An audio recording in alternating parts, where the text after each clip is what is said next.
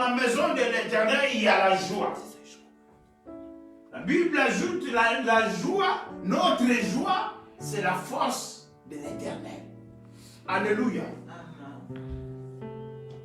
Il y a la joie quand on est dans la maison de l'Éternel. Quand tu arrives dans la maison de l'Éternel, tu es obligé de manifester la joie. La joie, ça se trouve en toi. La joie, ça se trouve en toi. Tu ne peux pas rester enfermé. Tu ne peux pas rester bloqué toi-même et tu ne veux pas manifester la joie. Tu te tues toi-même parce que tu es libre. Tu n'es pas dans une prison. Si tu ne te manifestes pas la joie dans la maison de l'Éternel, cela veut dire que tu es un prisonnier. Tu es un prisonnier quelque part. Personne qui aime être un prisonnier. Personne qui aime être en prison. Être en prison, c'est désagréable. Donc tu n'as pas le droit de faire ce que tu veux faire. Un prisonnier, il ne peut pas agir selon sa volonté. Un prisonnier, c'est un prisonnier. C'est quelqu'un qui est enfermé. Mais quand on est dans la maison de l'Éternel, tu vas manifester la joie. Même si tu n'arrives pas, même si tu te sens bloqué, freiné.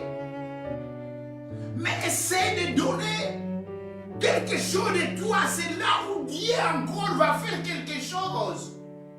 Alléluia. À des fois, quand je rentre ici, à l'église, je me sens fatigué. Mais j'essaie de donner ce que j'ai. Et là, Dieu commence à se manifester. On a prié, on a vu la gloire de Dieu. Nous avons vu la puissance de Dieu. Nous avons contemplé la présence de Dieu d'enseigner. Même s'il y a la fatigue, mais on cherche de s'en sortir. Alléluia. Donc tu ne peux pas être enfermé, tu es à l'église, tu vas dans ton coin, tu restes enfermé. Non, ça c'est Dieu prisonnier ou prisonnière. Un enfant de Dieu, tu sais, un enfant de Dieu, il a toujours des combats. Et nous allons combattre et gagner. Parce que notre Dieu, il a combattu, il a gagné. Il nous a donné la victoire. Alléluia. Alléluia. Gloire soit rendue à Dieu. La fois passée, nous avons parlé de la repentance. Mais aujourd'hui, nous voulons parler, notre thème d'aujourd'hui, c'est l'assurance du salut. Nous avons parlé comment Dieu, au commencement de l'évangile, il a envoyé Jean-Baptiste. Dieu a envoyé Jean-Baptiste pour aplanir le chemin du Christ, pour préparer le cœur de l'homme, afin que quand Christ va venir, pour prêcher la bonne nouvelle, et que cette parole que Christ va amener puisse trouver la place dans le cœur de l'homme. Alléluia. Raison pour laquelle Dieu, premièrement, a envoyé Jean-Baptiste. Nous avons parlé ça la fois passée. Dieu, il savait que l'homme, il était perdu. Depuis le jardin d'Éden, l'homme n'avait pas une relation profonde avec Dieu. L'homme a donné le dos à son Créateur. Mais Dieu, pour sa miséricorde, il voulait se réconcilier entre Dieu et l'homme. Qu'est-ce que Dieu a fait? Dieu a préparé son serviteur Jean-Baptiste. Quel est le message de Jean-Baptiste? C'était le message de la repentance. Alléluia.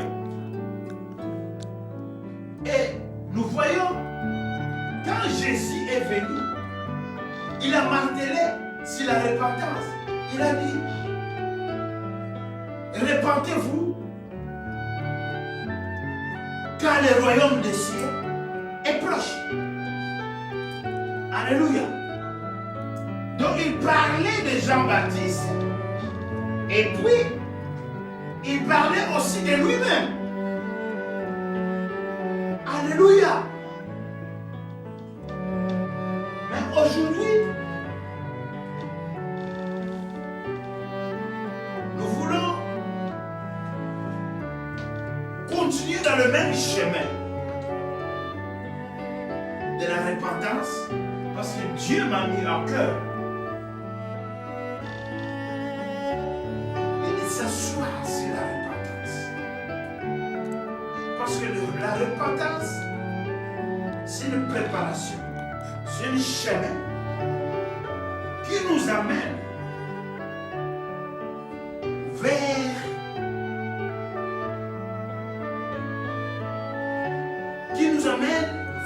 le royaume des cieux. Alléluia. La repentance, ce sont des fruits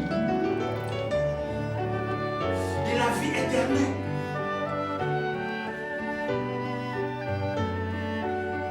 Nous allons lire dans le livre des Actes, pardon, dans le livre des Actes 10. Actes 10.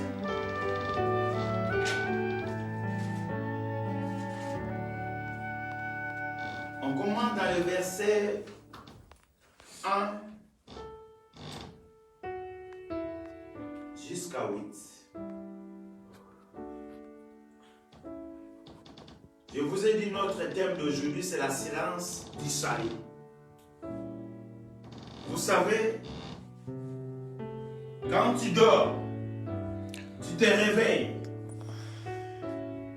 le matin, il faut toujours être assuré qu'aujourd'hui, si Jésus vient, est-ce que j'irai avec lui? Est-ce qu'il me prendra pour aller ensemble? C'est une réflexion que tous les enfants de Dieu puissent avoir. Un enfant de Dieu, il est obligé de veiller sur sa vie éternelle.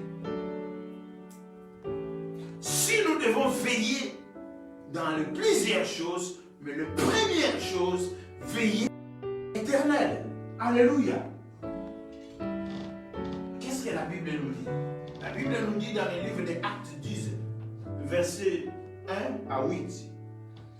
Il y avait à Césarée un homme, Corneille, centenier, dans les cohortes dites italiennes. Cet homme était pieux et craignait Dieu avec toute sa maison. Il faisait beaucoup d'aumônes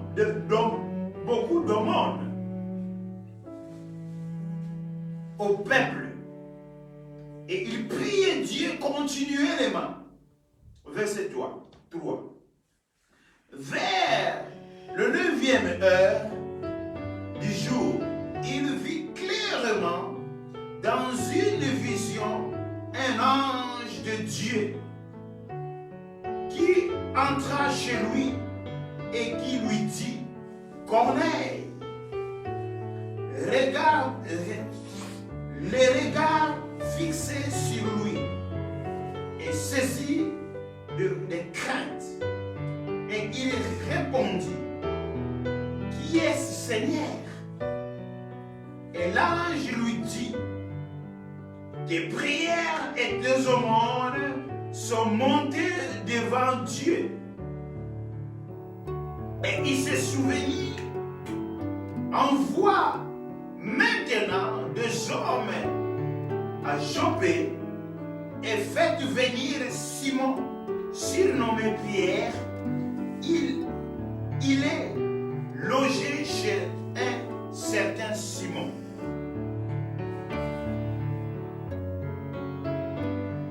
Simon Corneille, dans la maison et près de la mer. Dès que l'ange qui lui avait parlé fit partir, Corneille appela deux de ses serviteurs, un soldat pied d'entre ceux qui étaient attachés à sa personne. Et après les avoir tout raconté, il les envoya à Joppé. Nous allons lire le deuxième verset. Et le deuxième, dans le livre des Actes, toujours. Acte 11, verset 12 à 17. L'Esprit me dit de partir avec eux, sans hésiter. Les 6 hommes que voici m'accompagnèrent, et nous entrèrent dans la maison de Corneille. Cet homme nous raconta comment il avait vu dans sa maison l'ange se présenta à lui et disant: envoie quelqu'un à Joppé et fais venir Simon surnommé Pierre, qui te dira des choses, par laquelle tu seras sauvé, toi et toute ta maison. Alléluia. C'est une lecture fantastique. Quand j'ai médité de ça, j'ai dit, Dieu, il nous connaît. Dieu, partout où tu te trouves, partout où tu es, si tu as une alliance avec Dieu, si tu as reçu Seigneur Jésus-Christ comme sauveur, Dieu te connaît. Dieu connaît même le païen. Dieu connaît tout le monde.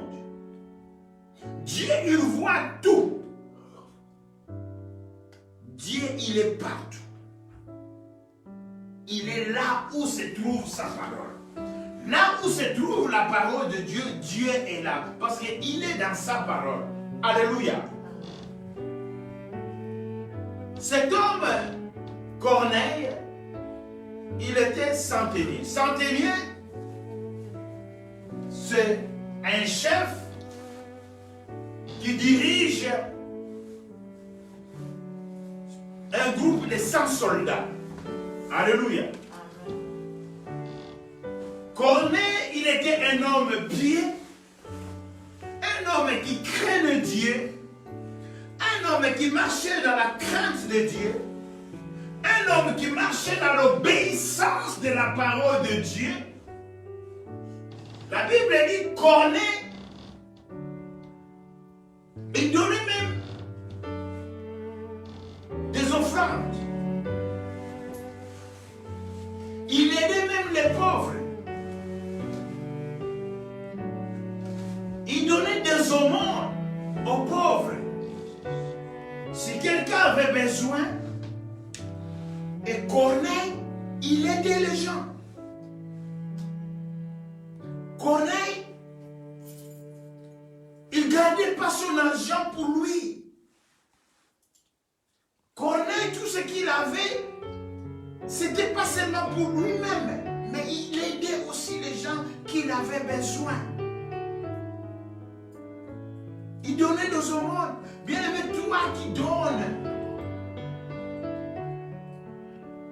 ton argent dans l'œuvre de Dieu, toi qui donnes les offrandes, toi qui donnes les dîmes, bien aimé, Dieu voit tout. Dieu, il voit. Dieu ne te laissera jamais. Dieu te bénira. Dieu défendra toujours ce que ton Dieu te défendra. Nzambe pour se souvenir n'a pas bien na yo. Bien fait na yo o yo sala na kati d'église. Ba offrande na yo pesaka. Ba omone na yo pesaka. Nzambe akokalisela yo un jour. Opesaka mo en 20. Opesaka pa mutu a mokilité. Opesaka mo pa ya Nzambe. Opesaka mo pa ya Nzambe. Nzambe akokalisela yo. La Bible dit, l'ange apparut devant Corneille. L'ange connaissait même le nom de Corneille. Parce que l'ange appelait Corneille. Tes prières. Ma bondeli na yo, ezoyoka mapai ya Nzambe. Ba bienfait na yo ezomona nepai ya Nzambe. Makambo nyonso ya bolamu oyo yosalaka na se na mokili oyo ezomona nepai ya Nzambe. Nzambe azomona makambo oyo yosalaka. Nzambe azomona ndenge nini yo edaka bato, ndenge nini yo pesaka bambongo na yo na église.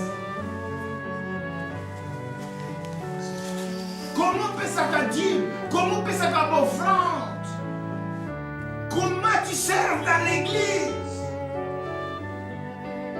Comment tu fais l'œuvre de Dieu? Dieu te voit. Laisse-moi te dire, frères et sœurs, tout ce que nous faisons, Dieu voit. Et nous avons une grande récompense. Corneille, il ne savait pas. Corneille, il était chez lui dans la prière. Mais l'ange apparut devant Corneille. Il était effrayé de crainte. Mais l'ange l'a appelé. Corneille. Corneille.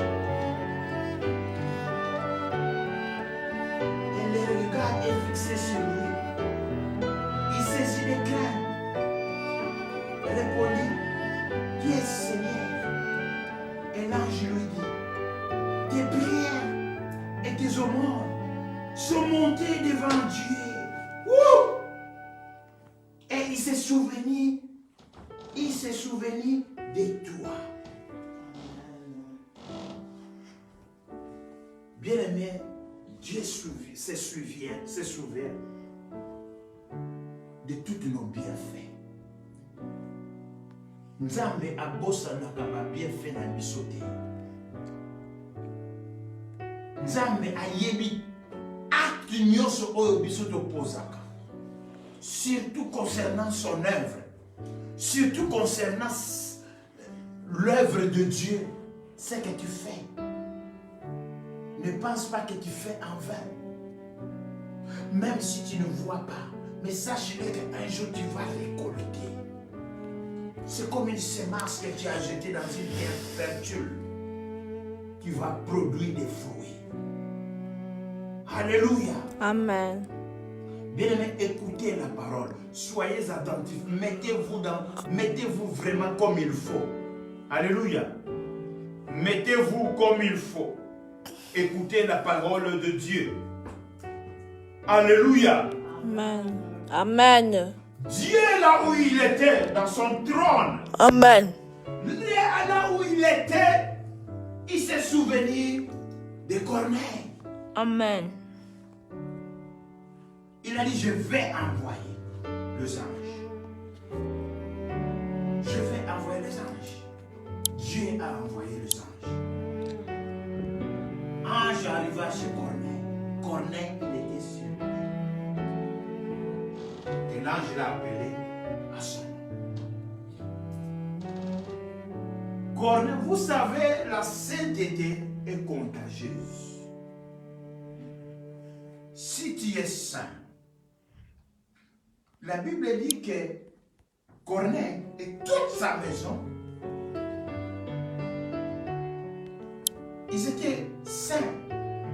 Pourquoi? Parce que Corneille a contaminé la sainteté même à ses serviteurs qui les servaient. Même à ses serviteurs qui les servaient. Corneille a contaminé Bakonda Mobimba Bazalaki Bassan. Alléluia. Ndak Mobimba Bazalaki Bassan.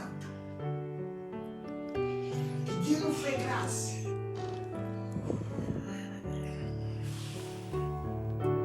Que l'église de Dieu soit des saints, tous à la Bassan.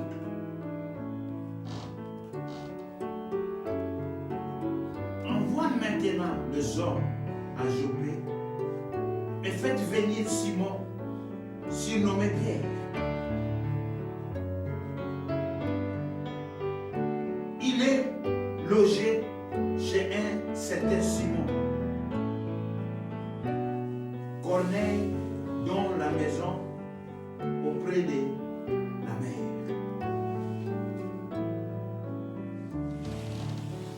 Dieu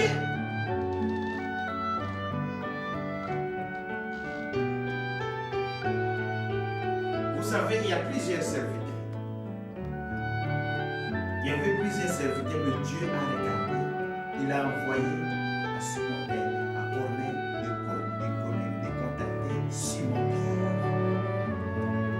Parce que Dieu savait que quand Simon Pierre arrivera dans la maison de Corneille, il va porter une parole qui va toucher le cœur de Corneille, qui va produire des fruits. Alléluia.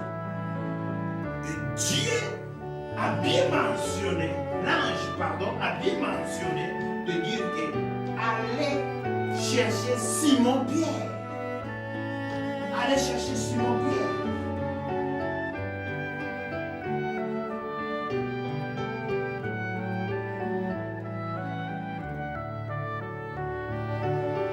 Dès que l'ange qui lui avait parlé fit partir, Corneille appela deux de ses serviteurs et une soldat pied d'entre eux.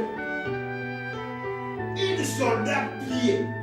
Même les soldats qui servaient Corneille, ils étaient pieds. Donc il y avait la sanctification dans cette maison. Même les soldats, ils étaient contaminés par Corneille, qui était attaché à sa personne.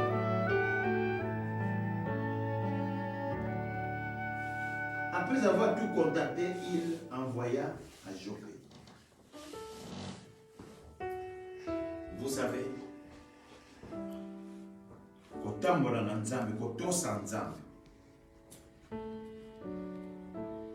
et ça est très important, mais ce n'est pas suffisant. Craignez Dieu, donnez les offrandes, marchez dans l'obéissance, donnez des aumônes. Même les anges, mais ce n'est pas suffisant. Mais la Bible dit, il faut abenga Pierre, aya koyebisaye, makambo yo Pierre a koyebisaye, c'est ça qu'il sera sauvé. Donc cela veut dire que malgré tout, la crainte Corneille qu'il avait, malgré tout, l'obéissance Corneille qu'il avait, malgré tout, l'apparition des anges devant Corneille, malgré tout les aumônes, les offrandes, tout ce que Pierre faisait, mais ce qui est le Pierre à Koufaki, ce qui parle, ce qui est le Corneille à Koufaki, alléluia. La crainte, l'obéissance, la sanctification, donner nos offrandes, craindre Dieu. Oui, c'est bon, mais ce n'est pas suffisant. La Bible dit, Dieu dit, il doit envoyer là Pierre et il va écouter des choses. Et les choses qu'il va écouter, c'est là où il sera sauvé. Alléluia. Amen. Continuez à lire la parole de Dieu dans le livre ce que nous venons de lire dans le livre des Actes, pour éclaircir la paix. Dans le livre des Actes 12. L'Esprit me dit, ça c'est Pierre qui est en train de dire. Parce que Pierre, après, il était reproché par les apôtres. Pourquoi tu dois aller dans la maison d'un païen, d'un quelqu'un incirconcis? Parce que lui, il était italien, il n'était pas israélien. Mais là, Pierre est en train d'expliquer à ses collègues, à ses frères, des apôtres. Il dit, l'Esprit me dit de partir avec eux, sans hésiter. et les 6 hommes que voici m'accompagnaient. Et nous entrâmes dans la maison de Corneille. Cet homme nous a raconté comment il avait vu dans sa maison l'ange se présentant à lui et disant, voici quelqu'un, envoie quelqu'un à Joppé et faites venir Simon, surnommé Pierre, qui te dira des choses par lesquelles que tu seras sauvé, toi et toute ta maison. Alléluia. Amen. Donc, malgré l'obéissance, malgré l'apparition angélique, malgré les aumônes, Corneille donnait, malgré la crainte, malgré l'obéissance, mais il n'était pas sauvé.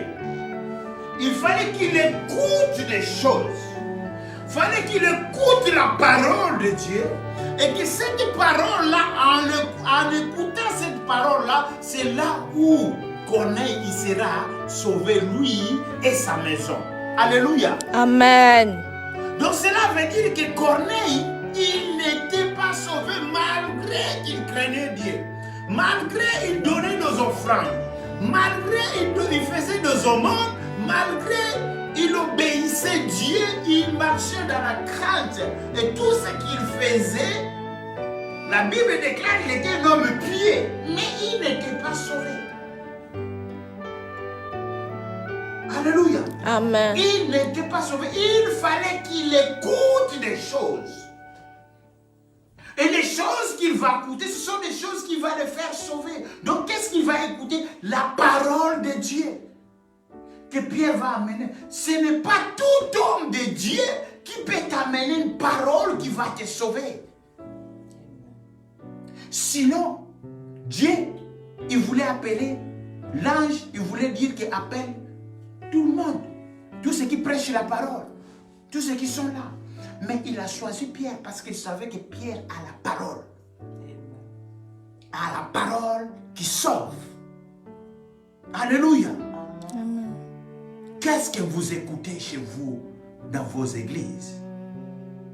Qu'est-ce que on vous prêche? Qu'est-ce qu'on vous prêche dans vos églises? Quel message vous écoutez chez vous?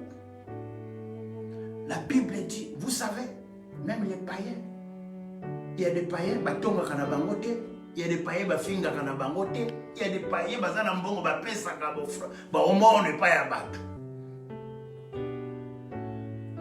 baza bayamba yesu te atongaka te afingaka te atambolaka bien son temps de vie est correct, mais il n'est pas sauvé. Il n'est pas sauvé. Tu vas écouter la parole de Dieu et tu vas pratiquer la parole de Dieu. Tu vas mettre cette parole en valeur dans l'obéissance, dans la crainte, dans la sanctification. Alléluia. Amen. La Bible dit, Pierre, il va amener la parole.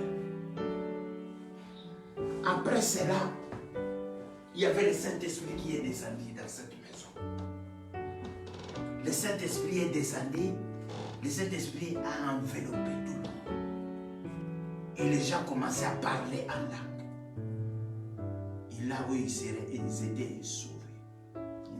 Si nous lisons là-bas, les apôtres, ils ont dit, oh, donc Dieu a accordé la repentance aux païens pour qu'ils puissent avoir la vie éternelle. Alléluia.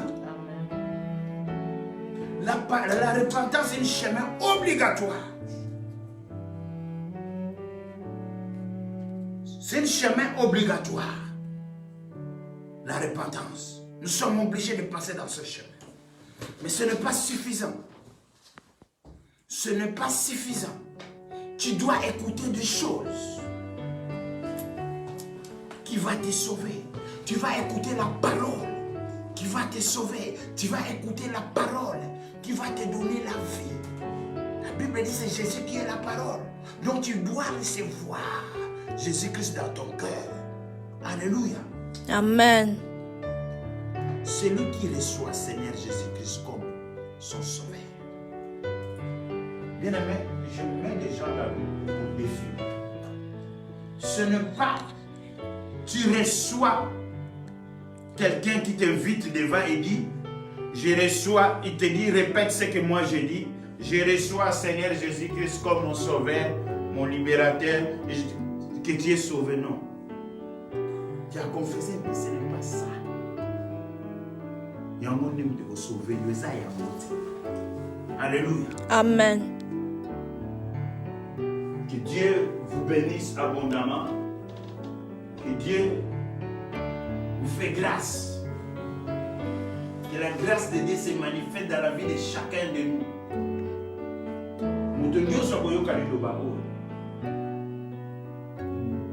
Grâce ya Nzambe ezali likolo na ye. Ngolu na Nzambe ezala likolo na ye. Etambola na